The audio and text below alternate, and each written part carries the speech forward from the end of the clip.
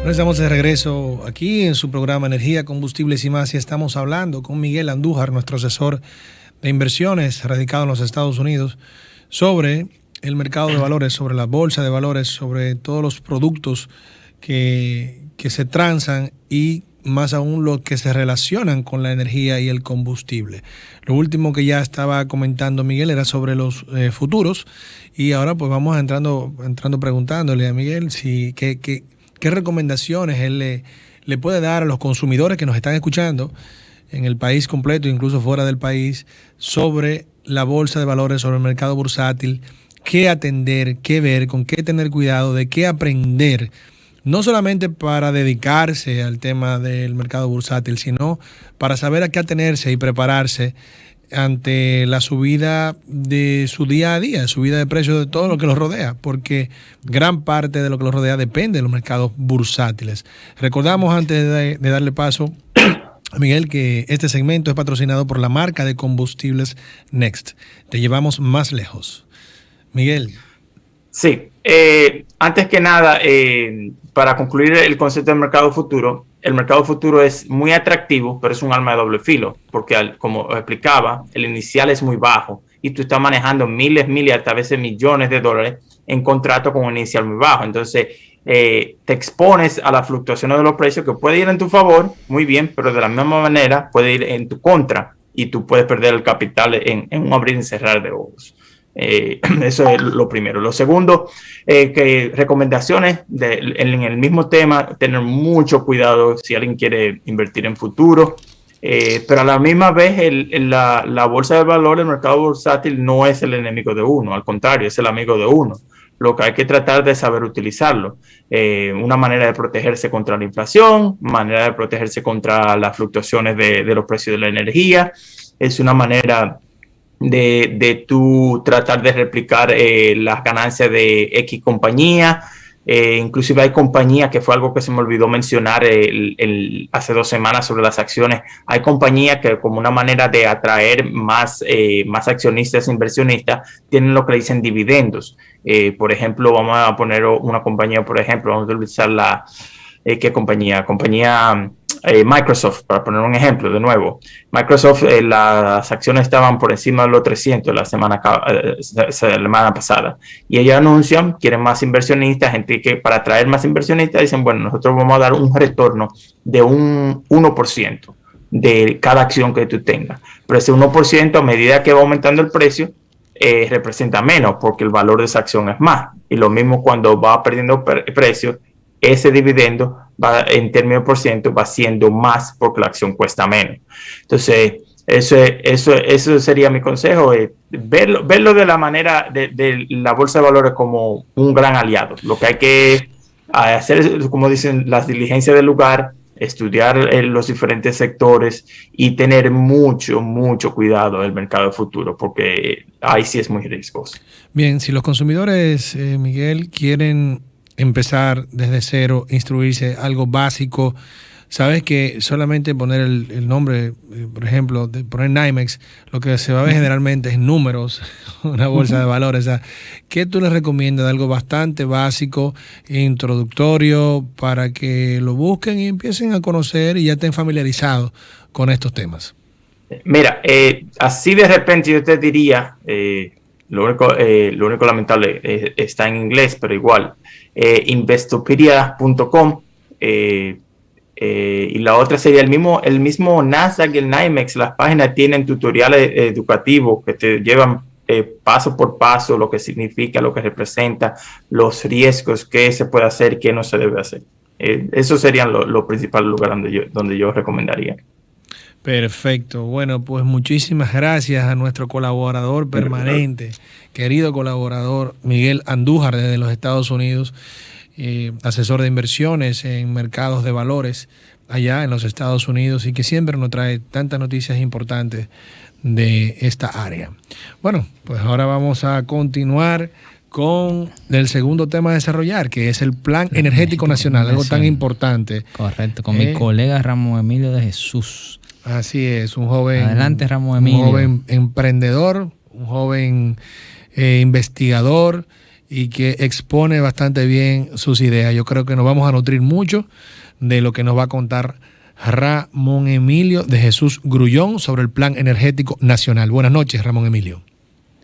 Buenas noches, Luis. Buenas noches, José Ignacio. A todas las personas que nos están escuchando, que nos acompañan esta noche, y a aquellas personas que también escucharán este contenido en el futuro. Luis, muchísimas gracias por la invitación a compartir con ustedes aquí. Estoy, la verdad, encantado de poder compartir estas ideas, y más cuando son tan importantes para nuestro país. Ok. Creo que tenemos unos inconvenientes técnicos, los estamos resolviendo. Bien, no se ha olvidado, pero sí tenemos el audio. Ok, perfecto, continuamos con el audio. Ramón Emilio, hasta que ya se ve el video. ¿Le tenemos buen audio? Ok, perfecto. Ramón Emilio, por favor, continúa. Muy bien, sí, déjame ver. ¿Se me escucha bien, Luis? Sí. Perfecto. Nos comentaba que podíamos empezar hablando del contenido del Plan Energético Nacional, de las recomendaciones y asimismo de sus puntos críticos a evaluar. Es bueno resaltar que el Plan Energético Nacional, el borrador que está circulando en el país, es 2022-2036. Correcto. Año 2022-2036, ¿cierto? Así es un horizonte de 15 años el Plan Energético Nacional. Y bueno, que como mencionas tú, José, se hizo público en diciembre pasado, se le dio a los agentes del mercado y a los ciudadanos como nosotros 3 semanas para que lo comentáramos y para que le diéramos algunas recomendaciones a la Comisión Nacional. Este periodo se agotó ya, y lo que queda es entonces la revisión de estos comentarios para agregar al borrador.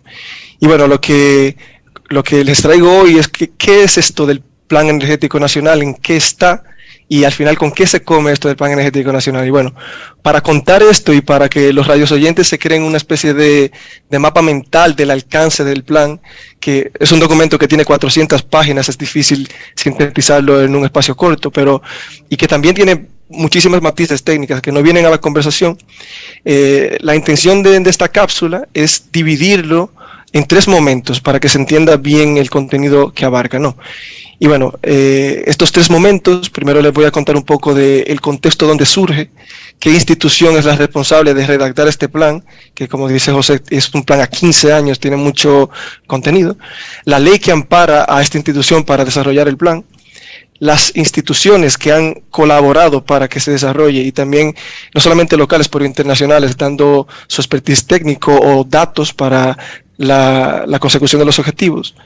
Y en un segundo momento, los aspectos destacables del plan, es decir, qué consideraciones, qué información hay ahí valiosa que se usó para llegar a las conclusiones que al final son el plan indicativo de la expansión de la generación. Bueno, también en el tercer momento voy buscando las recomendaciones que hace los profesionales de la Comisión Nacional de la Energía, y voy ahí a colar mi opinión particular de lo que yo creo que hizo falta en este Plan Energético Nacional. ¿Se me escucha bien, Luis? Sí. Y ya se ve, ya te vemos. y te vemos también. Fenómeno, perfecto. Pues bueno, cuando tú agarras este borrador, te lo descargas de la página de la comisión, lo tienes ahí y comienzas a leer la presentación. En las primeras líneas del plan hay una idea muy poderosa que yo quiero citar y que se entienda por qué yo creo que es poderosa. Y dice así: avanzar es una condición sine qua non de la naturaleza humana, pero saber dónde se va con baja incertidumbre es producto de planificar de manera organizada las acciones que determinan nuestros objetivos. Luego, en los párrafos más adelante, vas a encontrar entre líneas qué es lo que pretende la Comisión Nacional de Energía en este plan, y es presentar al país, presentar a las instituciones del país la condición actual del sector energético dominicano, a la vez que se está intentando bosquejar el desarrollo futuro del sector, sabiendo que tiene mucha incertidumbre, ¿no?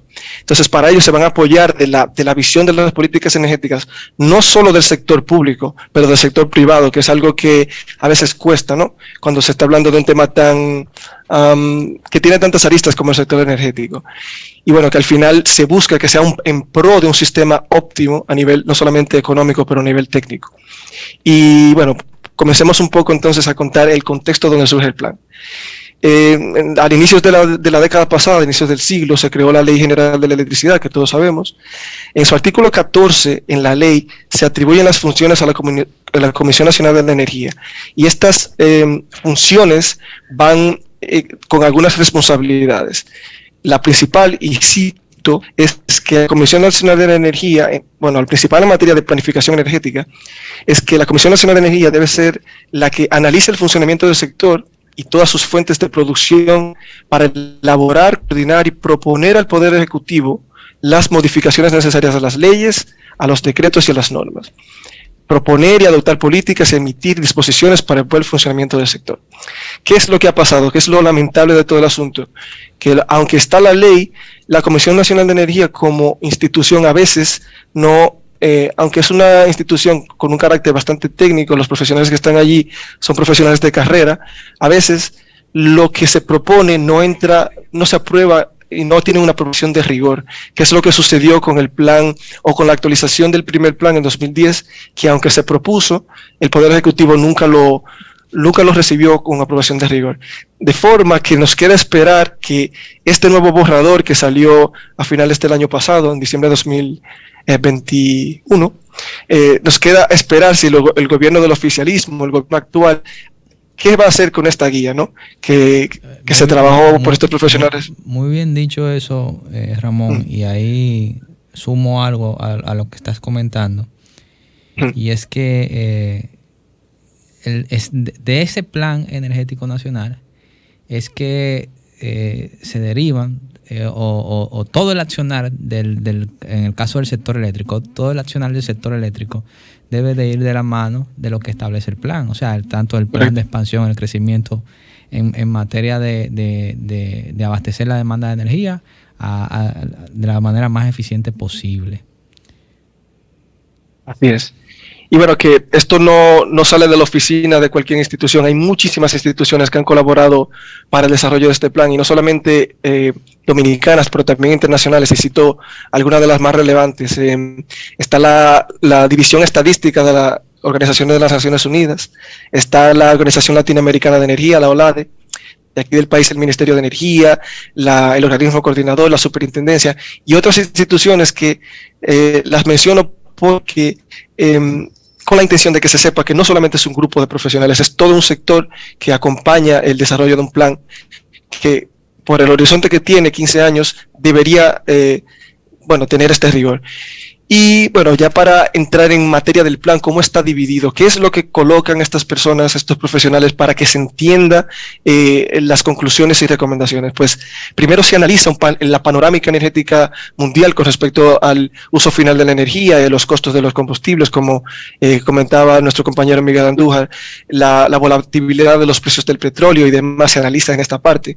También se analizan variables económicas de la economía dominicana. ¿Con qué intención? Pues bueno, si tú estudias el comportamiento del Producto Interno Bruto, de dónde vienen las remesas, de qué sectores productivos están avanzando más que otros, pues tú tienes una idea de para dónde va la tendencia de la demanda en el futuro cercano. Cuando tú tienes entonces esa visión de para dónde va, tú puedes proyectar qué tú necesitas en materia de oferta energética. Hay una parte importante de este plan que es el marco normativo, que leyes están en el contexto del plan, ¿no? Y lo último y quizá lo más relevante para la actualidad de nuestro sector, que se sabe que hay unos temas ahí con el precio de los combustibles y qué energía, qué tipo de combustible se va a usar en el futuro para abastecer la demanda, está el plan indicativo de expansión de la generación, es lo que es la parte más importante del plan, ¿no? Y bueno, que aquí en este resumen, en la segunda parte, en el contenido, les tengo algunos de los aspectos más importantes, de los highlights de este plan. Y comienzo como lo comentaba, con la parte de la oferta energética. ¿Cómo se plantea esto? ¿Cómo se plantea qué oferta energética hay en el país para entender el plan indicativo de expansión de esta oferta energética? Bueno, pues se analiza la dinámica del comportamiento de la oferta actual en la demanda en República Dominicana, desde el abastecimiento de los combustibles, es decir, desde el origen hasta la transformación para el consumo intermedio, es decir, la generación eléctrica y el consumo final de esta energía. Y bueno, aquí les comento algunos de los highlights más importantes. Lo sabemos todos, la economía dominicana es altamente dependiente de las importaciones de hidrocarburos. El dato es que en 2018 el 81% de la oferta energética provenía de estas fuentes, ¿no? Y el mercado exhibe un predominio absoluto en lo pertinente al origen de las importaciones de estos derivados de Estados Unidos. Históricamente, la década pasada, algunos de los contratos eran con México y Venezuela, pero en la actualidad, la mayoría, por no decir casi el 100% de algunos de los derivados proviene de nuestro país vecino, Estados Unidos. Refidonza, que lo mencionaba Andújar hace unos momentos, produce solo el 38% de los productos del mercado local. Y cuando se analiza la operativa de la refinería dominicana, tiene pérdidas de 4.43%, que si se comparan con las refinerías de la región, son muy altas para una refinería de baja conversión. Y esto de baja conversión es simplemente el octanaje que se obtiene de la refinación del combustible. De hecho, uno de los comentarios, digamos, más importantes de esta parte del plan es que se dice que una de las principales preocupaciones de Refidonza en la actualidad y una de las preocupaciones para su estrategia de negocio ha sido que se está alejando la generación de los combustibles que ellos producían, que era el fuel oil, como combustible de generación, y que se está sustituyendo, como comentaba Luis al principio, por gas natural, que representa un 40%, 30 y pico por ciento de la generación eléctrica de República Dominicana. Okay. Entonces, sí. Sí. Te decía que es así, que es un 40% que representa la generación en base a gas natural. Y como hemos dicho aquí, se va a incrementar con los proyectos que están en agenda. Esto es la apuesta. Los 800 megavatios de Manzanillo y otros creo que 400 más que están en proceso de emergencia. Y dejemos pongámosle un asterisco a este dato de la dependencia, de pasar de depender de un combustible a otro, para entender el contexto de las recomendaciones que hace la Comisión Nacional de Energía. Bueno, pasando al siguiente punto, hablando de la demanda energética del país, no es un secreto, es bien sabido que para estudiar el desarrollo económico de una nación, el método más certero es estudiar cómo está comportándose la demanda, ¿no? Y sin que nos importe el número, en 2018 la demanda energética de República Dominicana se situaba en alrededor de 7.000 kilotoneladas equivalentes de petróleo. Pero lo más importante no es el número de la demanda energética, sino la participación de los sectores productivos, que es un dato que yo voy a confesar que me sorprendió mucho cuando leí el plan. El 48% del consumo final de la energía en nuestro país es el sector transporte. Luego le sigue la industria manufacturera y luego el sector residencial. Si te metes profundo a analizar qué significa que el 48% de la energía sea el sector de transporte, es que también es el sector que más contamina. Entonces hay una relación que no se puede escapar uno de ella, ¿no? Y hay una dicotomía. Sí, una dicotomía. Y entonces hay que poner un puntito sobre la I, como decía un profesor de bachillerato mío.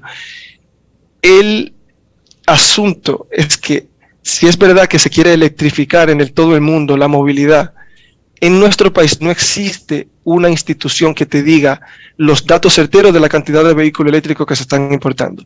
Tampoco existe mecanismos para vender esta electricidad al cliente final. Entonces, si de verdad queremos ganarle la batalla a la incertidumbre que va a venir con el aumento de la movilidad eléctrica, pues tenemos que comenzar a pelear porque las instituciones dominicanas pues transparenten la evolución del sector y que se creen las regulaciones. De hecho, en diciembre pasado se anunció que ya se estaba llegando al final de una consultoría que hizo el gobierno para mover la regulación de la movilidad eléctrica.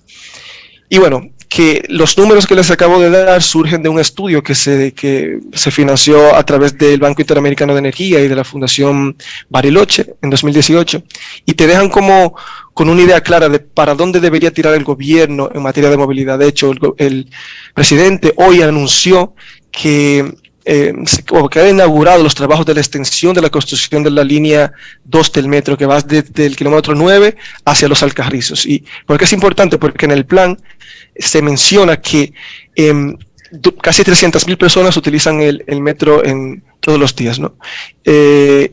Y este consumo de energía del metro solamente significó un 0.35 del consumo total del país, que si tú comparas con otras naciones del mundo y la región, son precios bastante competitivos, porque al final se está gastando, no recuerdo el dato específico, pero muy poca energía por o no muy poca, pero una cantidad de energía promedio por ciudadano, digamos, y atendiendo a este impacto que se sabe que tiene el metro, no solamente en la descongestión de la movilidad en Santo Domingo, donde todos los días, esto es un dato también impresionante que me sorprendió a mí al menos, 2 millones de personas entran y salen de Santo Domingo todos los días. Entonces, sabiendo que esa cantidad es increíblemente alta, ¿por qué no mejorar la movilidad y por qué no atacar el problema de la dependencia de los combustibles en ese sentido?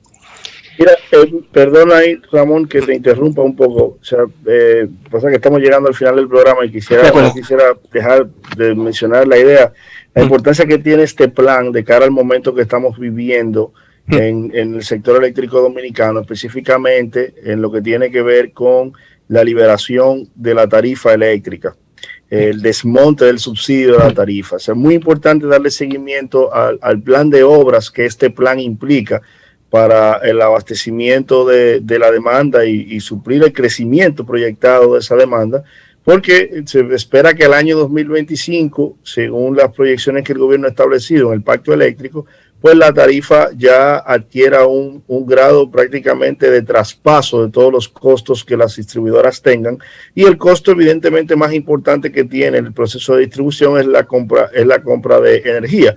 Y el costo mayor que tiene el proceso de compra de energía, pues es el combustible que sirve para abastecer las plantas. De ahí la importancia de este plan que tú estás señalando y de que como ha sido puesto a disposición de la ciudadanía, pues que se tome en cuenta ese proceso de socialización, que estemos pendientes y que no asumamos esto como un aspecto que solamente le toca a los técnicos, a los conocedores y a los interesados, sino también a todo el consumidor, que tiene que velar porque este plan se aplique en pro de un equilibrio, una proporcionalidad en cuanto a su impacto económico. Así es, Ignacio. De hecho, hay que mirar el plan como un instrumento para visualizar la vulnerabilidad del sector eléctrico dominicano. Y vuelvo al tema del gas natural. En el país solo se cuenta con un solo espacio de recepción de este combustible. Entonces, está ubicado en una zona que históricamente es donde la ruta de los huracanes. De hecho, el 50% del abastecimiento de combustible de todo el país está en la zona sureste, que es la zona más propensa a estos efectos. El plan propone que se construya un puerto de recepción de combustible de gas natural en el litoral norte. También como se propone, bueno, que ya está en licitación la planta de Manzanillo, que van a hacer el gas natural, se propone que se construya un gasoducto que transite desde el litoral norte hasta las ciudades del centro del país. Y como dices, Ignacio, que se está agotando el tiempo, quiero simplemente expresar algunas de las ideas de las recomendaciones. Pues en la Comisión Nacional de Energía ha hecho un esfuerzo por transparentar la necesidad de aumentar las energías renovables en República Dominicana, por razones obvias, porque somos un país que depende mucho de los combustibles fósiles, y sabiendo que estamos bendecidos por un recurso solar increíble, ¿por qué no aumentar la penetración fotovoltaica? Que hay 13 ya concesiones definitivas para alrededor de 570 megavatios, y también el sector eólico, que también hay 13 concesiones definitivas para una cantidad importante de energía. Les invito a, si quieren enterarse de las vulnerabilidades del sector eléctrico dominicano, recientemente a través de la investigación que estoy desarrollando, que estoy liderando en la universidad sobre resiliencia energética y microredes, hay un blog que salió la semana pasada sobre cuáles son estas vulnerabilidades y qué debería hacer el Estado para atacarlas. Y como comentaba al inicio, ¿ese blog con esto quiero... está en la misma universidad, Pucamaima, o es el blog de sí. Journal? Es el blog es microgridresearchbook.blog. Se lo pueden googlear en Google, microgrid de microred en inglés, research de investigación en inglés, Pucamaima, las siglas de la universidad, .blog, y ahí está el blog de las vulnerabilidades. Y bueno, excelente. Quisiera cerrar diciendo que en el plan lo que realmente hizo falta fue una visión del futuro de las redes eléctricas inteligentes, el concepto de Smart Grid, el concepto de microred eléctrica. Quisiera yo ver en la próxima redacción del borrador algunos de estos conceptos que se han enviado a la comisión. Excelente participación, Ramón. Gracias, de verdad que sí, por arrojar estos temas sobre el Plan Energético Nacional. El personal de la comisión lo está escuchando y ellos saben que esas inquietudes están en el aire y esperemos que se mejoren. Bueno, queridos radioescuchas, gracias por todo, gracias por su atención a través de la radio, a través de los medios digitales de El Sol FM, RCC Media. Luis, Ignacio, Miguel y Ramón, muchas gracias. Buenas noches, señores.